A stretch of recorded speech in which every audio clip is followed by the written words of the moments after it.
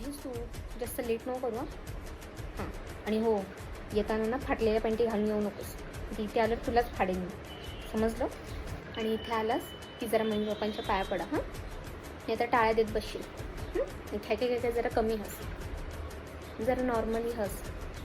कुठेतरी वेगळं इम्प्रेशन पडलं पाहिजे तुझं. आणि हो, त्याने जर तुला विचारलं ना की बाबा रे तू काय करतोस, तर सांगू नकोस मी घरात रिकामटेकडा बसलो आहे. असं सांग की मी जॉब इंटरव्ह्यू वगैरे देतो, या एका महिन्यात होऊनच जाईल. आणि शर्ट कुठं घालणार आहेस? वाटलंच मला. काळा कलर माझ्या मम्मी पप्पांना आवडत नाही.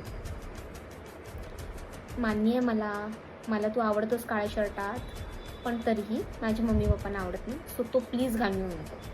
दुसरा कुठलाही घाल, पण काळा रंग घालून येऊ नकोस. आणि केसांचे जे तुरे आहेत ना ते खाली करून यायचे, समजलं ना.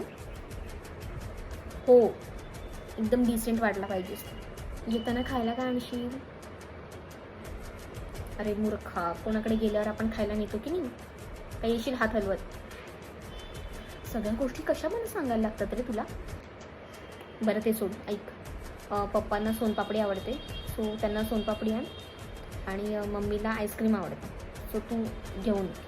आणि वेनिला फ्लेवर आणलास तरी चालेल, वेनिला किंवा स्ट्रॉबेरी. हां. आणि हो, पायात फ्लिपफ्लॉप घालून येऊ नकोस, चांगले शूज घाल. हां, जर ते फ्लिपफ्लॉप घालून आलास ना तुझ्या कानाखालीच फ्लिप करेन तुला आणि माझ्या आयुष्यातूनच फ्लॉप करून ठेवेल, समजलंस ना. आल्यावर कसं बोलशील पप्पांना, काय काका कसे आहात, असं बोल. नाहीतर बोलशील काय काका कसे आहात, मी तुला तिकडेच थोबाडीत वाजेल, समजलास ना. खूप स्ट्रिक्ट आहेत माझे पॅरेंट्स, सो प्लीज. अरे आलात तुम्ही, या. काय मग काका कसे आहेत?